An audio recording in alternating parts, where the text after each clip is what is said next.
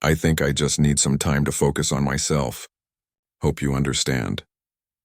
That was the text that ended everything. It was 5:30 on a Thursday evening, the kind of quiet Seattle evening where the rain hangs low in the air, just waiting to fall. Emma and I were supposed to cook dinner together and watch a documentary about Pompeii, something I'd been looking forward to all week. But instead, I was staring at my phone, rereading her message, trying to decide what kind of man I wanted to be. The one who respected boundaries, or the one who demanded answers. I chose silence. I gave her space and all the space in the world. And that, as it turns out, was my first mistake. My name is Ethan Clark, 34 years old, a high school history teacher in Seattle. I live in a small craftsman house near Green Lake. Nothing fancy, just the kind of place that smells like old books and fresh coffee. I've always been the dependable type. The guy who fixes the squeaky cabinet, remembers anniversaries, and never forgets to water the plants. Maybe that makes me boring, but at least it made me predictable. Or so I thought. Emma, my fiancée, is 31, an ER nurse at Swedish Medical Center. Brilliant, compassionate, and always chasing the next version of herself. For 3 years, we built what I believed was a solid relationship. Late-night takeout on the couch, morning coffee runs before her shifts, quiet weekends spent planning our wedding. We'd been engaged for 6 months. The date was set for April. My mother already had her dress. Then, 1 month ago, something changed. At first, it was small things, canceled plans, extra shifts at the hospital, her phone lighting up late at night with names I didn't recognize. She always had an explanation, and I always believed her. When she said her sister needed help after a divorce, I told her to take her time. When she said therapy ran long, I told her to focus on healing. When she said she needed self-care nights, I told her I understood. But understanding can start to feel a lot like denial when it's one-sided. 3 weeks of this pattern went by before I finally admitted to myself that something was wrong. The woman who used to text me photos of her lunch now barely texted me good morning. Our dinner plans became optional. Our conversations turned into updates, transactional, cold, like she was briefing me on her emotional status rather than sharing her life. So when that final text came in, "Can't make it tonight. Need time to focus on myself," I didn't fight it. I poured myself a glass of red wine, made pasta for one, and told myself this was just a rough patch. Around 9 p.m., I remembered the Ring doorbell app. A few months back, we'd installed cameras at both my house and her apartment. The old one she still kept for convenience when working long shifts. She said it made her commute easier, and I never questioned it. Curiosity, or maybe instinct, led me to open the app that night. I don't even know why. Maybe I wanted to check for packages. Or maybe I was hoping to see something normal, something that reminded me everything was fine. Instead, what I saw shattered the quiet calm I'd been clinging to. The feed showed someone walking up to the porch of her apartment, time-stamped 9:17 p.m. 20 minutes earlier. He wasn't wearing scrubs. He was dressed casually, carrying a bottle of wine and a bag from Bangkok Table, that overpriced Thai place downtown. And I knew him, Ryan Mitchell, 33, paramedic, her ex-boyfriend. The same man she once assured me she'd outgrown. He walked up to her door like he'd done it 100 times before. No hesitation, no awkwardness. She opened the door before he even knocked. The clip was only 30 seconds long, but I watched it 4 times. Each replay made my chest tighter, like the walls of the house were closing in. Emma had said she needed space to focus on herself, but apparently, she meant she needed space to focus on Ryan. I didn't call.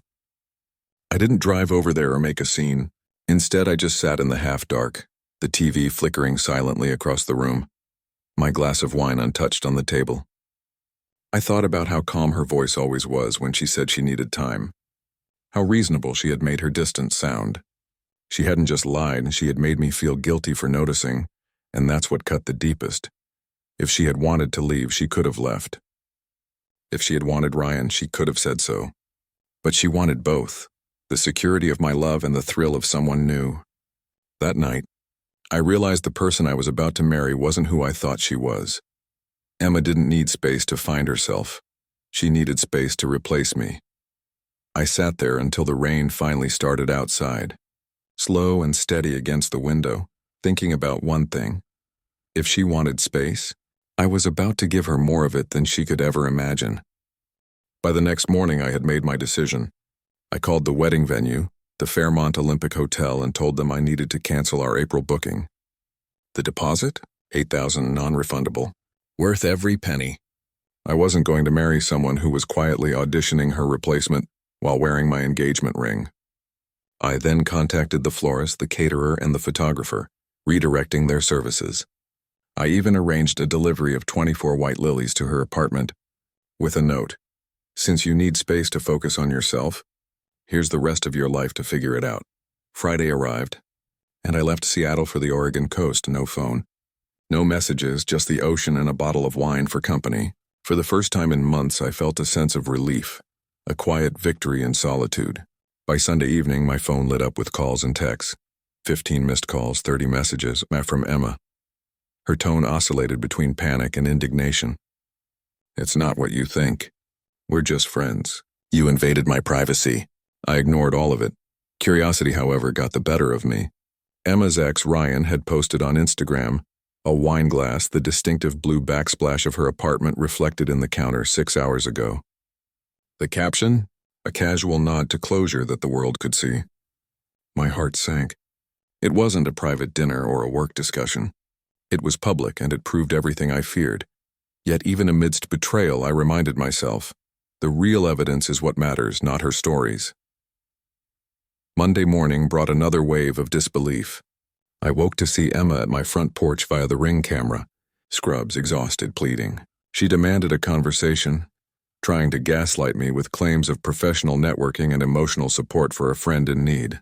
But when I checked the facts, the funeral for Ryan's father, he had passed 4 years ago. The stories didn't match reality. Every lie stacked, revealing a carefully orchestrated exit plan.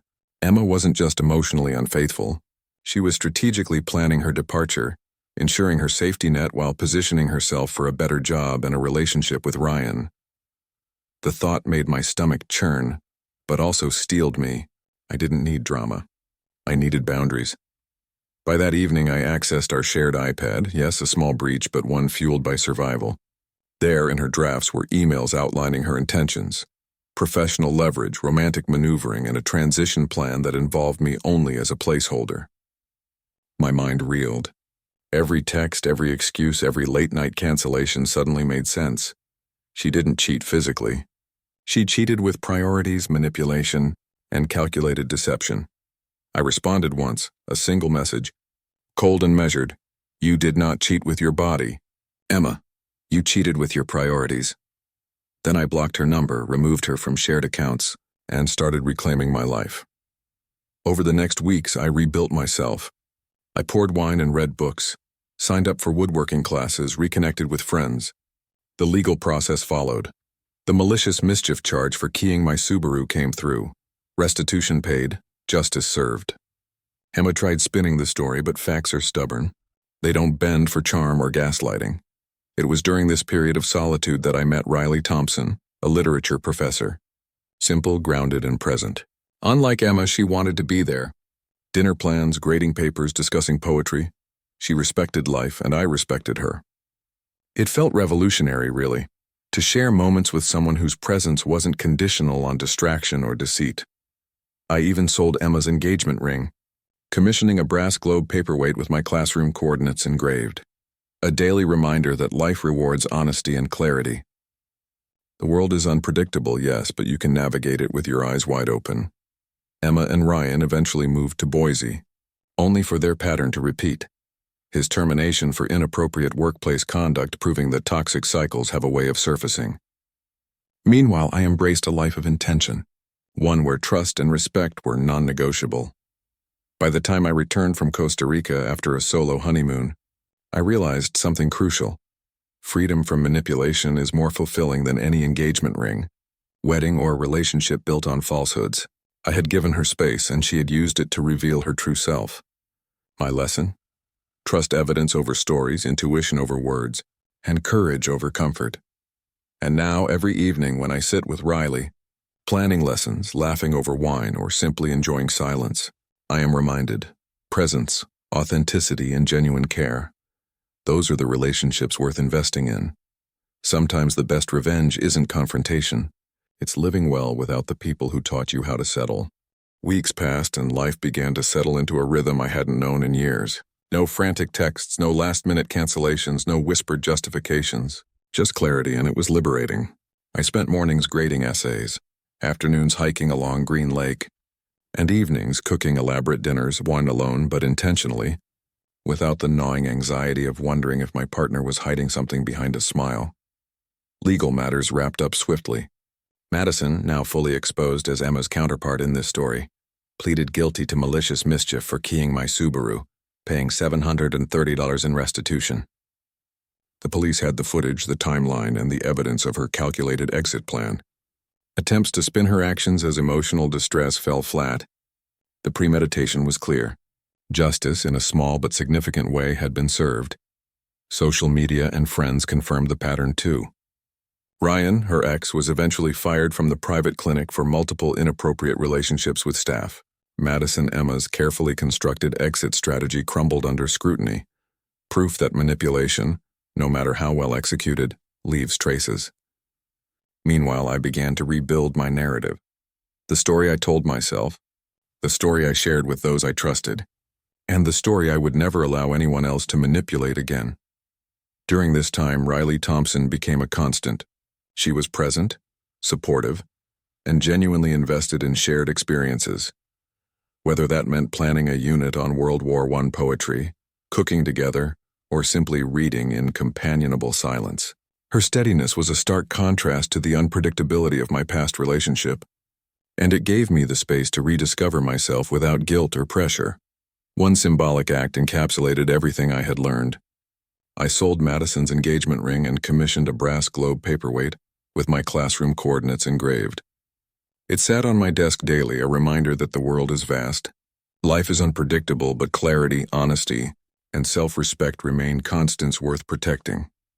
Through the solitude and reflection, I realized the true cost of emotional betrayal isn't just the heartbreak, it's the subtle erosion of self-trust. Madison Emma had been manipulating not only our relationship, but my perception of reality, testing boundaries, and bending the narrative in her favor.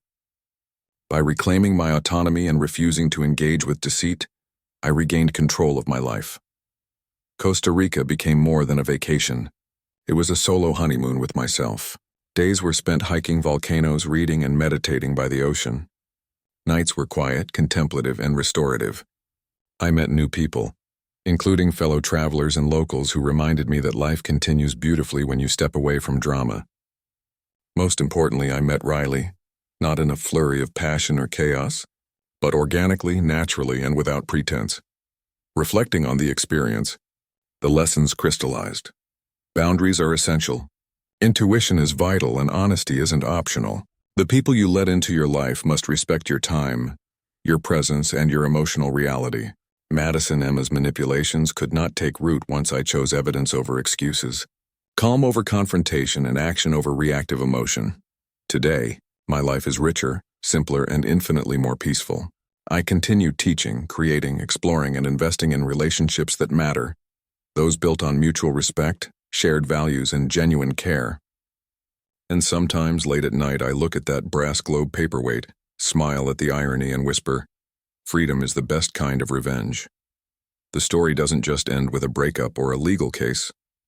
It ends with self-discovery, clarity, and the realization that letting go of toxic attachments creates room for people who truly deserve to be in your life. Madison Emma's deceit taught me one enduring truth.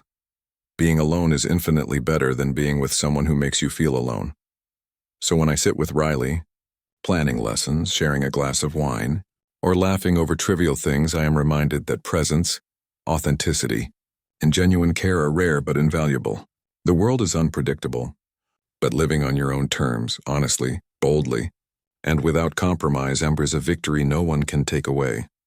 Sometimes, the best revenge isn't drama, confrontation, or retaliation. It's life, living fully, living well, and never letting anyone else write your story for you. By midsummer, life felt almost surreal. After months of chaos, betrayal, and investigation, I had reclaimed a sense of peace I hadn't realized I was missing. Teaching, once a routine I sometimes took for granted, became a sanctuary. My classroom was filled with laughter, questions, and curiosity, a stark contrast to the tense silence that had followed me home during the worst of the Madison-Emma saga. Grading essays on historical revolutions no longer felt like a chore. It became a reminder that progress, though slow, is inevitable if guided by consistent effort.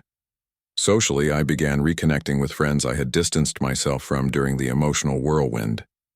Coffee dates with colleagues, weekend hikes, and quiet dinners became opportunities to rebuild a life that was authentically mine. Every interaction reinforced a newfound principle. Boundaries exist not as restrictions but as protection. Every friend, acquaintance, and romantic interest must respect the emotional ecosystem I had carefully nurtured. I began sharing more openly, yes, but with discernment, understanding that transparency works best when mutual trust exists. Riley Thompson remained a consistent, grounding presence. Unlike Madison-Emma, she didn't demand my attention, manipulate circumstances, or create unnecessary guilt. Instead, she invited collaboration, joy, and companionship.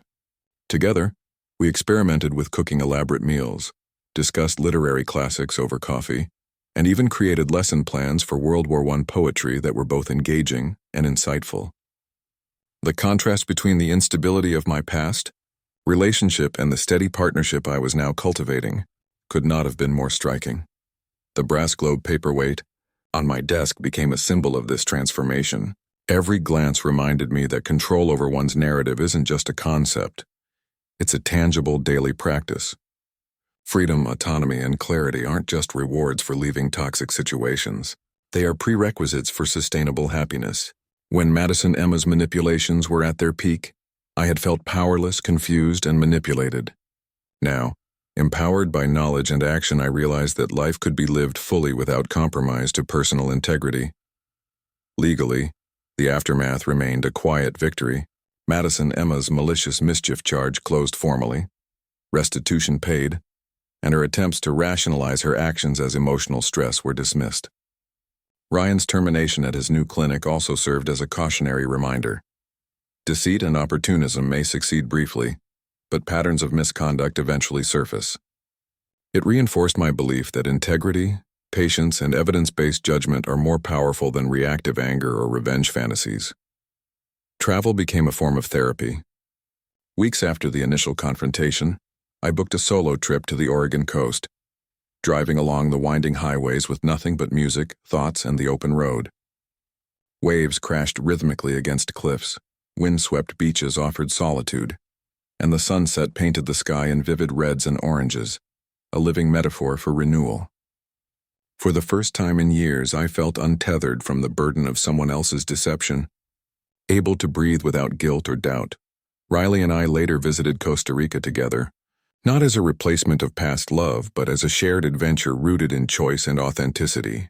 We hiked dormant volcanoes, swam in pristine rivers, and talked for hours about books, philosophy, and the subtle intricacies of life. There were no hidden motives, no manipulations, only companionship and mutual respect. Every experience became a lesson. People who belong in your life contribute positively, rather than destabilizing it. Through reflection, I realized that Madison-Emma's actions, while painful, offered clarity I would never have gained otherwise. The heartbreak, deception, and calculated exit plan illuminated the boundaries I needed, the trust I should grant cautiously, and the instincts I must always honor. Emotional betrayal doesn't just hurt. It teaches, if you pay attention. The story was no longer about Madison, Emma, Ryan, or even the legal fallout. It was about reclaiming agency, living authentically, and building a life that reflected personal values rather than responding to another's manipulations. Every day since the storm of deceit passed has been a conscious act of choosing peace, clarity, and integrity over chaos, uncertainty, and compromise, and sometimes, late at night, as Riley and I plan lessons or watch a documentary together, I glance at the brass globe paperweight and smile. It's not just a reminder of a past relationship gone wrong. It's a symbol of everything I gained by trusting myself, standing firm, and refusing to allow manipulation to dictate my life. Life, as I came to understand, wasn't about avoiding pain. It was about navigating it with intention.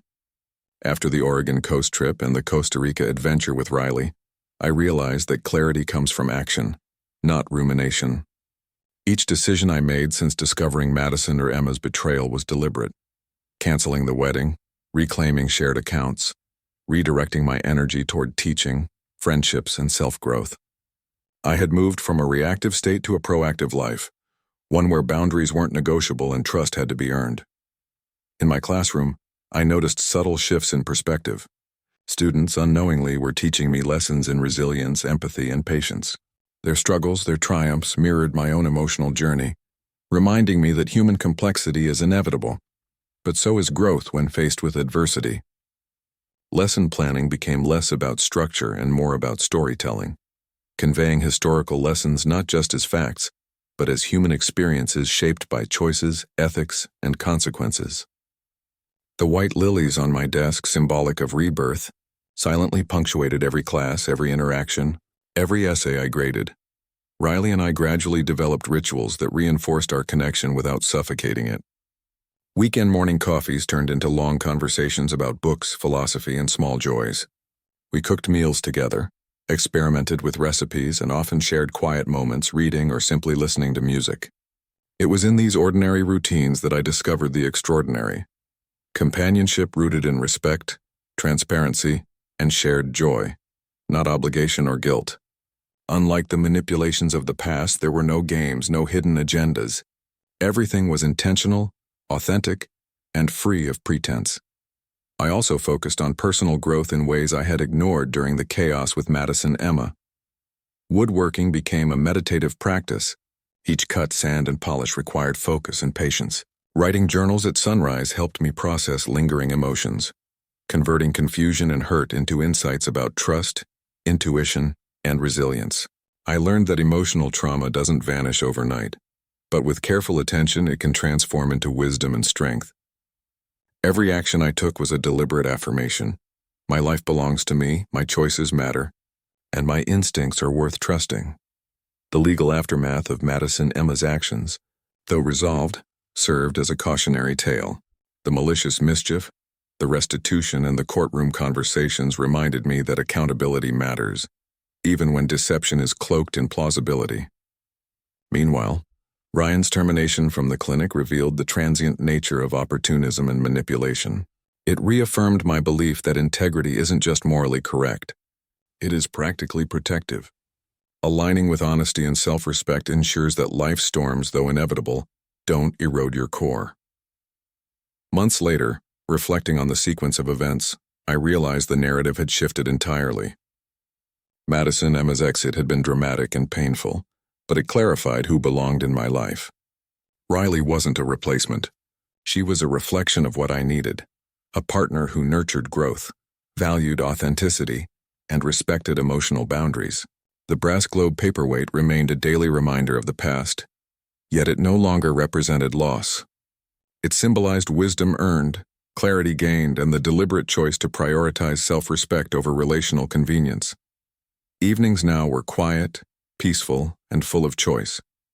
Sometimes we watched historical documentaries, sometimes we debated literature or philosophy, and sometimes we simply shared silence. Unlike before, the moments weren't punctuated by tension, suspicion, or manipulation. They were intentional, conscious, and joyful. Every glass of wine poured, every dish prepared, and every shared laugh became a reinforcement of a life reclaimed, a life built consciously, thoughtfully, and authentically. I often think about Madison, Emma, and Ryan, wondering how their paths unfolded. But curiosity never turned into obsession. I had learned the most vital lesson. Observing reality, trusting evidence, and acting decisively prevents manipulation from dictating life. Past betrayals became a lens to sharpen discernment, not a chain to restrict happiness. The freedom I experienced wasn't just external. It was internal, an emotional sovereignty cultivated through courage, reflection, and deliberate choice. Finally, looking ahead, I realized life's unpredictability was no longer frightening. It was exhilarating. The future wasn't a series of threats or betrayals. It was an open canvas waiting for choices guided by integrity, wisdom, and authentic connection. As Riley and I planned lessons, shared meals, and navigated ordinary life, I understood that the real victory wasn't avoiding pain. It was creating a life so anchored in truth and respect that pain could no longer dictate my direction.